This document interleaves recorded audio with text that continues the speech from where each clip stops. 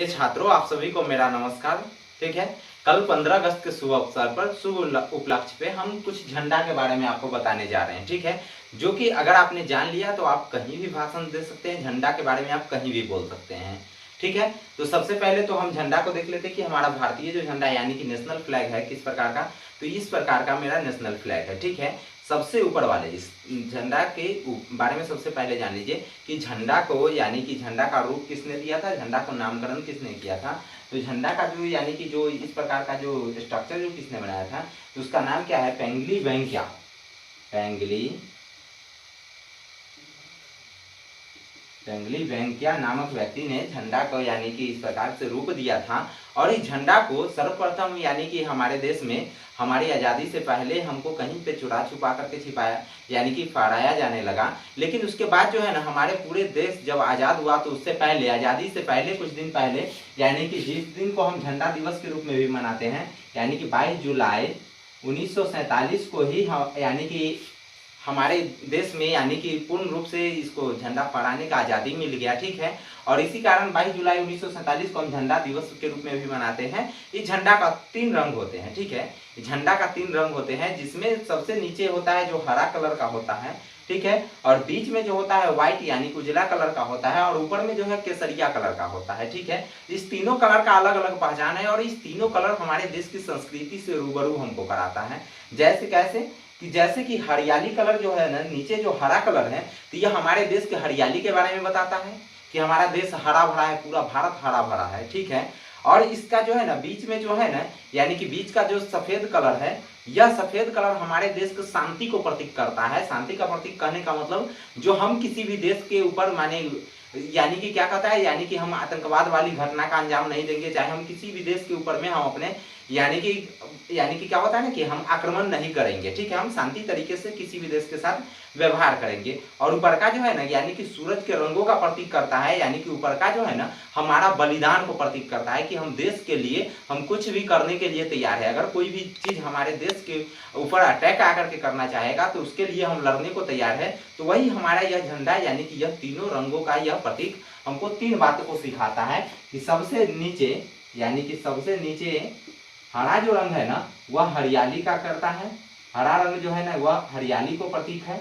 ठीक है, और इसका जो है ना यानी कि पेंगली वेंकैया तो इसका स्ट्रक्चर बनाए थे। और 22 जुलाई 1947 को हमारे देश को यानी कि झंडा दिवस के रूप में मनाते हैं, क्योंकि झंडा फहराने की आज़ादी हमको मिल गया था। ठीक है, और नीचे सबसे नीचे वाला कलर है हरा रंग, वो हरियाली के प्रतीक है।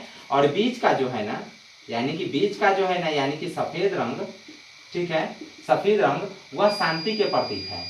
यानी कि वह हमको यह सिखाता है कि यह हम लोग बिल्कुल शांत हैं। और सबसे ऊपर वाला जो केसरिया रंग है, ठीक है, केसरिया रंग जो है यह जो है ना यानी कि सबसे ऊपर वाला केसरिया रंग जो है ना यह हमारे बलिदान का प्रतीक है। ठीक है, अब इस झंडा को फहराने के बारे में सबसे पहले हम लोग जान लेते हैं कि यह झंडा को कब फहराना चाहिए और कब इसको समेट कर रख देना चाहिए। तो झंडा को कभी भी सूर्य के उगने से पहले नहीं फहराना चाहिए, फहराना चाहिए। झंडा को हम कभी भी फहराएंगे ना तो यानी कि सूर्य को उगने के बाद ही फहराएंगे। और फिर क्या होगा, हम सूर्य के डूबने से पहले उस झंडे को हम मोड़ करके रख देंगे। ठीक है, कल 15 अगस्त है, मेरा आज़ादी दिवस है, और आज़ादी दिवस में हमारा देश आज़ाद हुआ था। इसमें आप 5 लाइन बोलने के लिए यह सारे चीज़ों को आप अच्छे से कंट्रोल यानी कि लिख सकते हैं और उसमें बोल सकते हैं, ताकि आपको लगे कि हाँ, किसी को लगे कि हाँ कुछ बंदा बोला है। ठीक है, इसीलिए जो है ना हम झंडा को क्या करेंगे, यानी कि सूर्य को उगने से बाद और सूर्य को डूबने से पहले। और इस झंडा के बीच में आपको यह जो दिख रहा होगा यानी कि जिसमें माचिस की तिल्ली की टाइप का, तो इसका नाम हम जो देते हैं उसका नाम क्या है, अशोक चक्र। अशोक चक्र, झंडा के बीच में जो तिल्ली टाइप का है इसका नाम क्या है, अशोक चक्र। ठीक है, अशोक चक्र इसके बीच के तिल्ली का नाम है, जिसमें क्या को तिल्ली होते हैं, इसके बीच में जो यह दिख रहा है इसको अशोक चक्र नाम है। इसमें कितने तिल्ली दिख रहा है, यानी कि 24 तिल्ली रहता है, 24 तिल्ली रहता है। 24 तिल्ली का मतलब क्या हुआ, तो इस 24 तिल्ली का मतलब हुआ कि हमारा देश 24 घंटा यानी कि एकदम विकास करता रहे।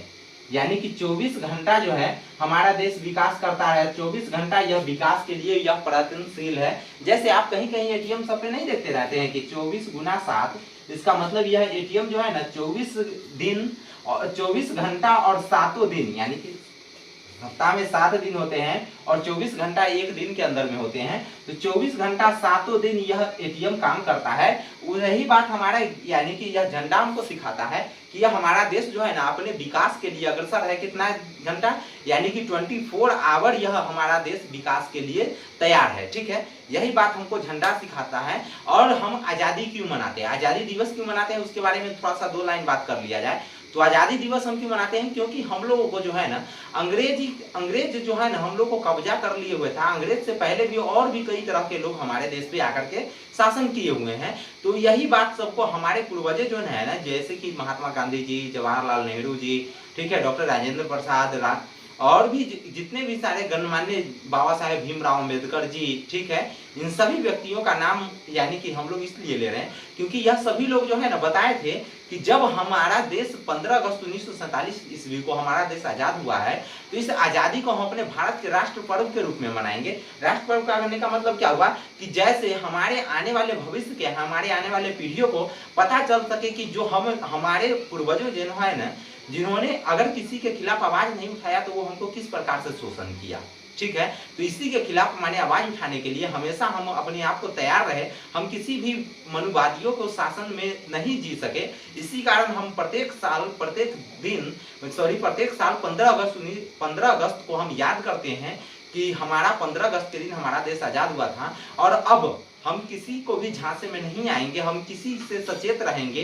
कोई भी, उसी के बाद नेताजी बने थे और नेताजी, आज तो आजादी का कल दिवस है। ठीक है, इसीलिए हम आजादी दिवस पहले मना लेते हैं, उसके बाद हम पूरे इसके बारे में डिटेल से जानेंगे कि क्यों यह सब ऐसा किया गया। तो आजादी के दिवस पे आप इतना जरूर लिख सकते हैं, इतना जरूर बोल सकते हैं, वहां पे बोलने का प्रयत्न कीजिए, आपका बेस्ट रहेगा, बेस्ट रिजल्ट आएगा। ठीक है, तो धन्यवाद। फिर नेक्स्ट वीडियो के लिए तैयार रहें। हमारा यानी कि क्लास से रिलेटेड वीडियो आते रहता है और क्लास 7, 8, 9, 10 तक का यानी कि हम आपको पूरा कंप्लीट कराते हैं। 0 लेवल से ऐसे आपको देखने को मिलेगा। ठीक है।